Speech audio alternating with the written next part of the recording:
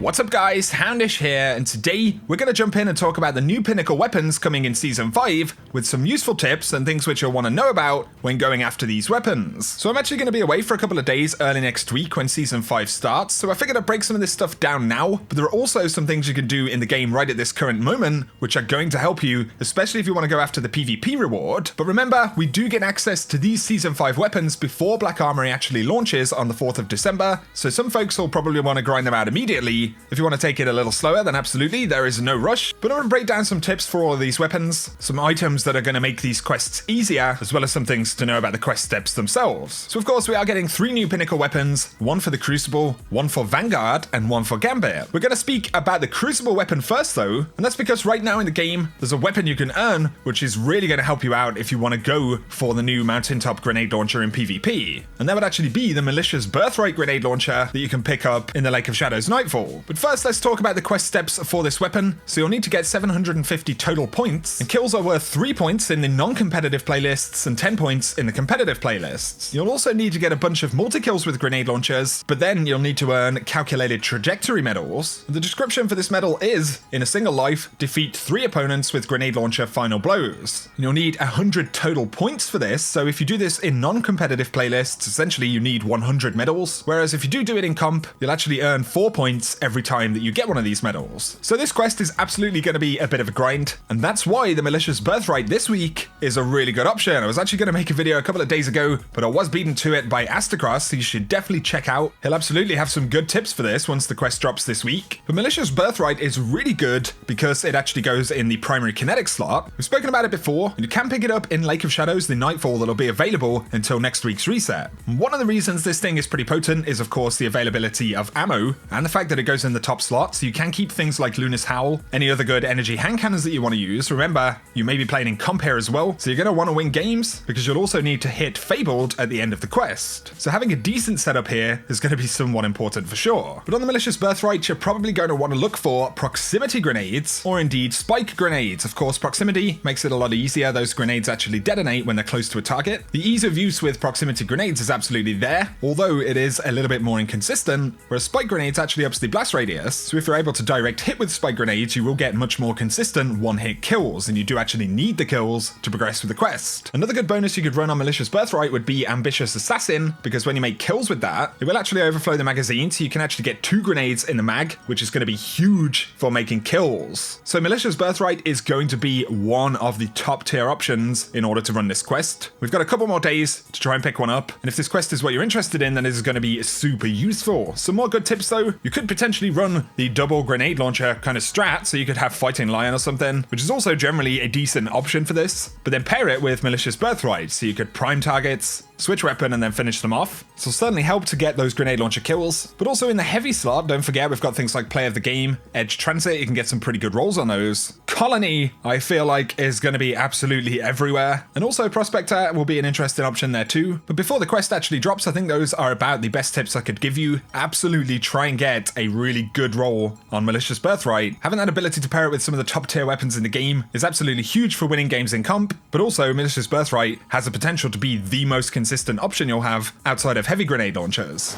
Now though, let's speak about the new Vanguard reward, and this is the loaded question fusion rifle, and when the battery is full on this thing, the next burst deals additional damage and causes enemies to explode on death, so it could be a pretty fun PvE fusion rifle. Once again, you'll need to pick up the quest from Zavala, and you can see you need 500 fusion rifle kills in any strike or nightfall, 1,000 arc kills in any strike or nightfall, and 40 strike or nightfall completions. So you can do these goals, and you can progress with these at the same time, so that's definitely helpful. This one isn't going to be too bad. For the fusion rifle kills themselves, Telesto is probably going to be one of the most potent options, assuming that we don't see some kind of nerf going into Season 5, because of course it does a lot of damage, it can take out groups of enemies, and it's incredibly easy to use. Telesto will absolutely do a ton of work in strikes, but you can also run your heavy fusion rifles if you want to, or indeed an arc fusion rifle, although you will get fusion rifle kills a lot slower than what you'd see with Telesto. You do however need 1,000 arc kills anyway, so first up I'd look to your classes. Arc Strider with Raiden Flux, Striker Titan with Insurmountable Skullfort actually is going to be a pretty decent option, and of course you get double grenades there as well. Stormcaller with Crown of Tempests, all of them are going to be pretty solid, and of course you can run the newer variants of those Arc subclasses if you want to, but if you find yourself done with the Fusion Rifle kills and you've still got Arc kills to actually pick up, on top of your subclasses, absolutely, I would recommend Risk Runner up first. That thing is an absolute monster, especially when its bonuses going off. You also have things like Trinity Ghoul. Those would just be some of the more potent multi-kill kind of options that come with arc damage. But of course you need 40 strike or nightfall completions, and especially if you're using any of the stuff we've just mentioned, it seems like you pretty much are guaranteed to be done with your kills by the time you've completed those strikes.